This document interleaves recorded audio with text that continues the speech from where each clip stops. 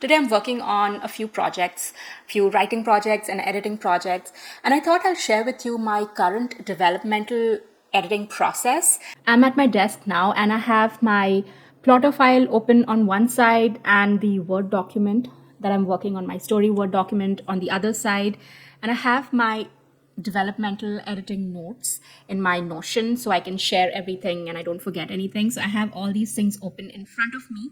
If you'd like to check out Plottr, I'll have that linked for you as well as my developmental editing steps as well. So check the description. I'll have everything that I mentioned in this video over there for you. Last year, I took Jessica Brody's writing workshop on how to fast draft, and I've been using that technique to fast draft my novels ever since. I have the first draft of my novel in front of me, and then I've gone in with the developmental edits. When I'm done with the first draft of my book using the fast drafting method, I know the entire story from start to end.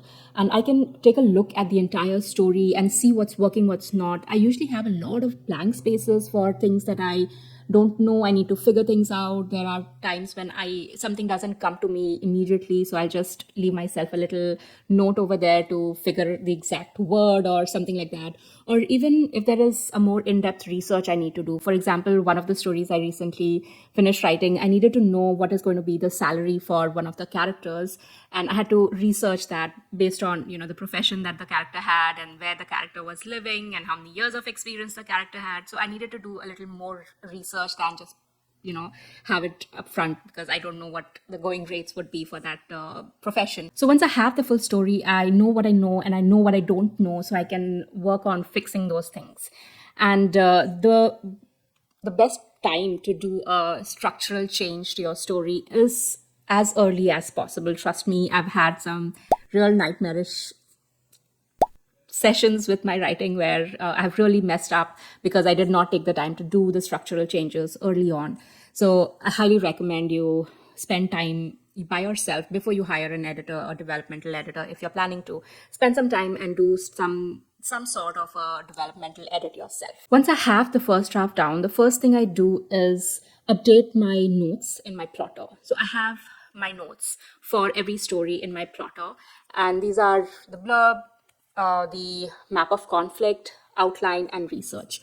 And usually when I start working on a story, I start with these things. So I already have worked on them. But once I've done writing the first draft, things might change. So I need to update those things under for blurb or map of conflict or whatever. I don't touch research at this time, and I'll come back to it in a little bit. Once I have updated everything, the next step is to read through the first draft and start taking notes. The notes are on story arc, character arc, scene structure, progression, these things. And what I like to do is in my Word document, I use the comment feature and leave myself comment as I'm doing the read through so that I have all my notes over there. When I'm doing the read throughs, usually what I do is ideally, there will be just one read through, which has never happened to me. Usually what I do is multiple read throughs with a particular thing in as my focus. So story arc would be one read through, or character arcs would be one read through. So you get the point. Next, I go in and collect all my notes, all the notes I've left everywhere, the notes that I have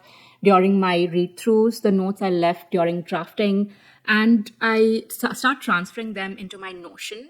I have a Notion projects template that I use, and I think I have that available on my website in case you want to check it out. I'll have that linked for you as well. But basically, I transfer my notes from my Word document into my Notion and categorize them as general or research or acts or scenes. This way, I can have a bird's eye view of all the things I need to work on. And I then also go into the research, all the things that I've marked as research.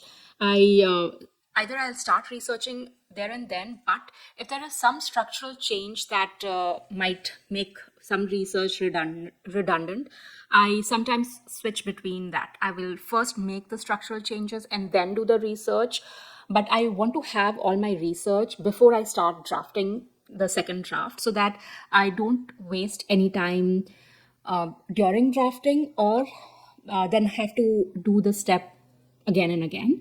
Of course, there will be some overlap and you will have to do more research sometimes, but more or less, I want to have my research with me when I start drafting the second draft. Now that I have list of everything, they might be on story arc or character motivation or scene goals.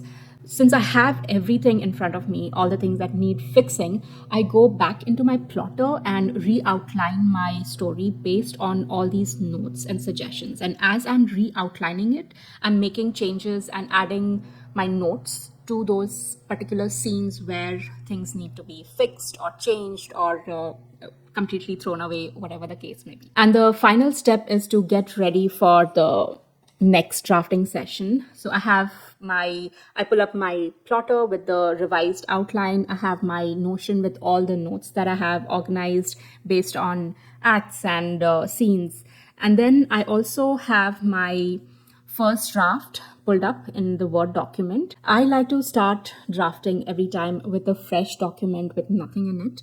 And as I'm rewriting or working on the next draft, I copy paste what I'm keeping from the earlier draft and write whatever stuff I'm adding. So I have all these different documents pulled up. Now, here's something that I am doing this time around, because I realized I was wasting a lot of time pulling up everything all the time.